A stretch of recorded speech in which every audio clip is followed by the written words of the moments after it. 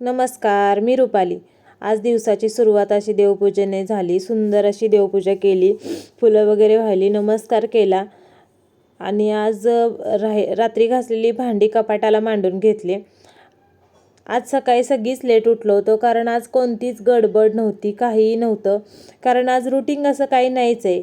कारण का तर माझ्या चिऊताईला उठल्यात वारंफोड्या आणि माझ्या चिऊताईचं सारखं एकच चाललं असतं, कधी बरी होणार मी, कधी बरी होणार.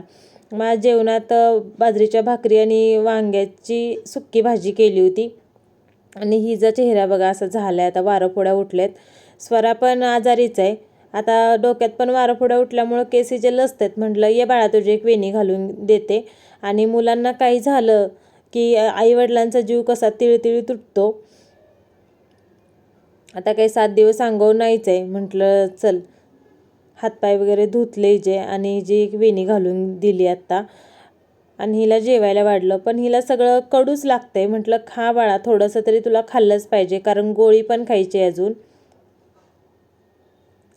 हिला जेवायला वाढून दिलं आणि आता बेडरूम वगैरे आवरायला घेतली, कारण बेडशीट पण चेंज केलं. म्हटलं आता बरं तुला फ्रेश वाटेल जरा, आणि बेडरूममधला कचरा काढून घेतला सगळा.